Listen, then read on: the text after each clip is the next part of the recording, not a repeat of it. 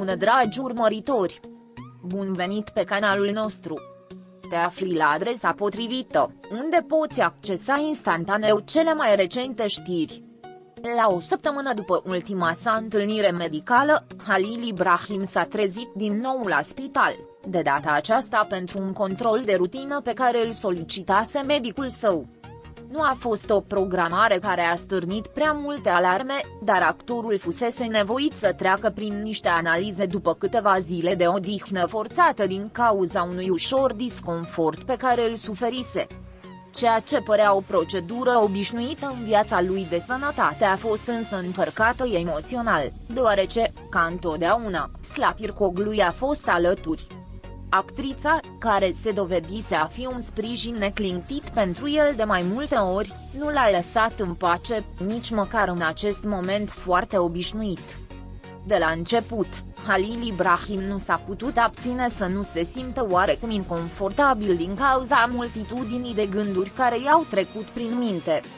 Rutina controalelor medicale nu i-a plăcut, dar cel puțin de data aceasta a simțit liniștea de a o avea alături pe Zlatirkoglu. Fusese însoțitoarea lui fidelă în vremuri mult mai dificile și, deși mediul spitalicesc nu a fost niciodată plăcut, prezența ei făcea ca totul să pară mai suportabil. "Nu-ți face griji, totul va fi bine," i-a spus cu voce joasă Zlatirkoglu, în timp ce străbăteau coridoarele iluminate ale spitalului, cu tonul ei caracteristic de calm și siguranță. Halil Ibrahim fusese mai conștient de starea sa de sănătate în ultima vreme, parțial din cauza exigențelor jobului său și parțial din cauza oboselii acumulate de-a lungul săptămânilor de filmări intense. În ciuda faptului că este o persoană cu voință puternică, nu s-a putut abține să nu simtă presiunea de a fi mereu la 100%, atât fizic, cât și emoțional.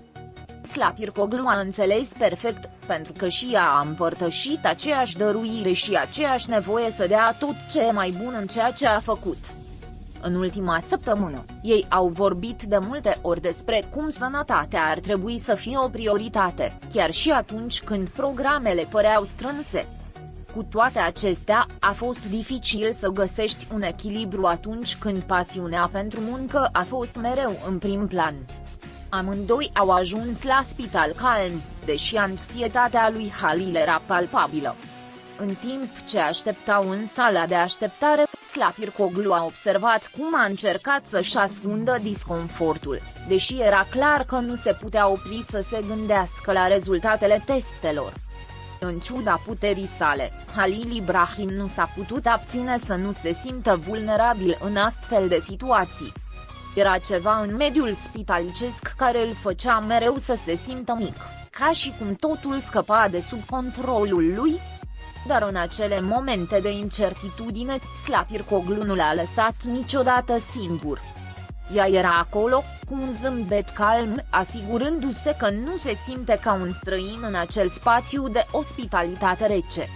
În timp ce se instalau în sala de așteptare, Zlatirkoglu a încercat să ușureze starea de spirit cu o conversație ușoară. A vorbit despre lucruri de zi cu zi, cum ar fi ceea ce au făcut în ultimele zile sau anecdotele amuzante pe care le-au împărtășit în timpul filmărilor. Halil Ibrahim, în ciuda seriozității sale firești, nu s-a putut abține să nu zâmbească la unele dintre glumele lui, chiar dacă mintea lui continua să rătăcească spre ceea ce ar putea urma. Prezența lui Zlatirkoglu a avut o putere liniștitoare asupra lui și de asta avea cea mai mare nevoie în acel moment. O suflare. Râsetele împărtășite în mijlocul tensiunii din spital i-au dat oarecare ușurare. După ceea ce părea ore întregi, a venit în sfârșit rândul lui Halil Ibrahim. Medicul l-a primit cu cordialitatea care i-a caracterizat întotdeauna pe profesioniștii din spitale, dar știa că în câteva minute, rezultatele vor fi dezvăluite. Zlatirkoglu, ca și el, nu a încetat să observe fiecare gest al medicului, să caute semne, să caute răspunsuri în fiecare mișcare. Ea știa că orice ar putea schimba cursul zilei și, deși Halil Ibrahim a încercat să nu-l arate, a simțit aceeași tensiune în aer. Era ceva în cameră care părea să umple fiecare colț, ceva dincolo de pereții albi și luminile reci.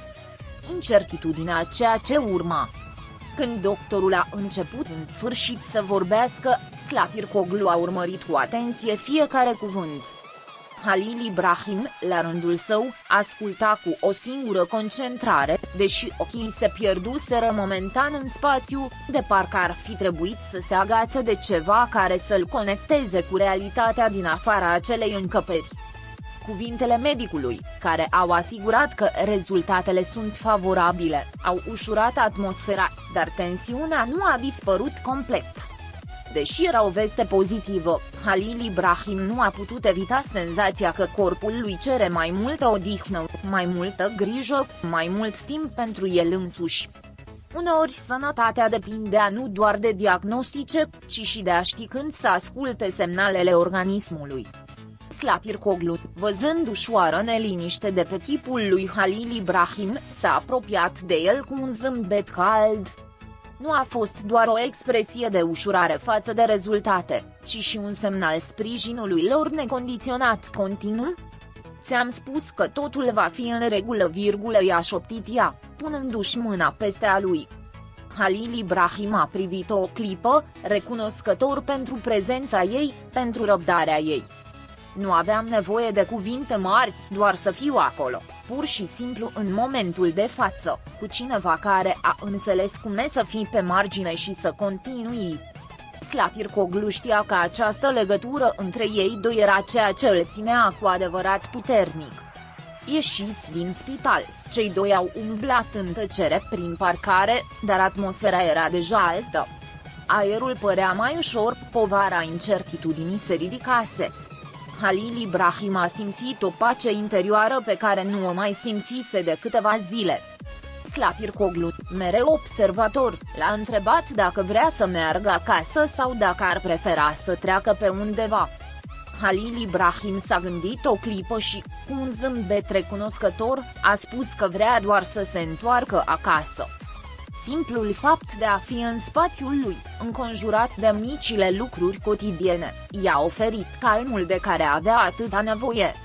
În timpul călătoriei de întoarcere, Halil Ibrahim a început să reflecteze la cât de norocos a fost să o aibă pe Slatirkoglu în viața sa. Nu doar ca coleg, ci ca prieten loial și confident care nu l-a abandonat niciodată, chiar și în cele mai complexe momente. Își amintea de zilele în care, când totul părea haotic, ea găsea mereu o modalitate de a-l face să se simtă mai bine, fără să ceară nimic în schimb. Acea prezență tăcută, dar constantă, era ceea ce prețuia cel mai mult și, în acel moment, a înțeles că nu contează doar succesele profesionale, ci relațiile care s-au construit în afara camerelor de filmat. Ajuns acasă, Halil Ibrahim s-a simțit reînnoit, de parcă greutatea lumii s-ar fi ușurat. Controlul medical, deși important, a fost doar o mică parte din ceea ce conta cu adevărat pentru el în acel moment. A fi acasă, înconjurat de liniștea pe care îi oferea împrejurimile, împreună cu Slatirkoglu, era tot ce avea nevoie. În timp ce se așeza pe canapea, se gândi cât de norocos avea să aibă alături pe cineva ca ea, cineva care, fără ezitare, era dispus să-l însoțească la fiecare pas, indiferent cât de mare sau mic ar fi provocarea. Pascali